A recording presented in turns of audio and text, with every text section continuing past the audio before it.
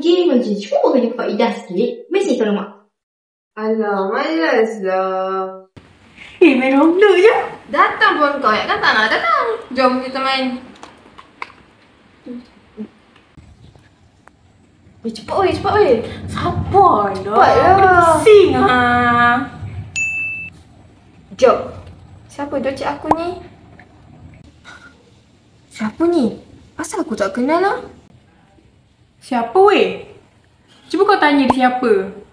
Aku tak tahulah. Dia tulis kat sini aku kau dari masa depan. Ini kau dah weh.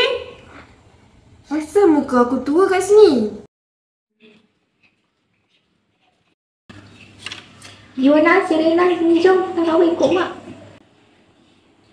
Malas lah. Terawih pula. Bunyi lagi. Nampak betul lah. Nah, tengok ni. Biarkan je lah dia tu. Nah, aku nak ikut mak terawih lah. Pergilah. Mak, tunggu mak.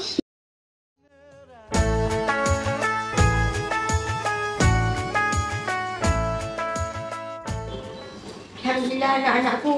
Rajin je kemas. Serena, jangan lupa basuh kushin. Mak lupa nak basuh. الله أكبر الله أكبر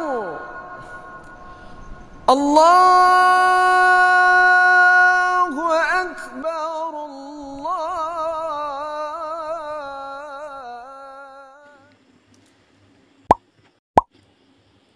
Nah, tengok ni. Nombor yang masa tu chat aku dah hilang dah weh.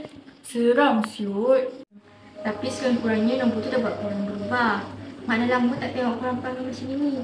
Teruskan lain tu kalau mak tak ada, senang korang nak berikan. Baik, mak.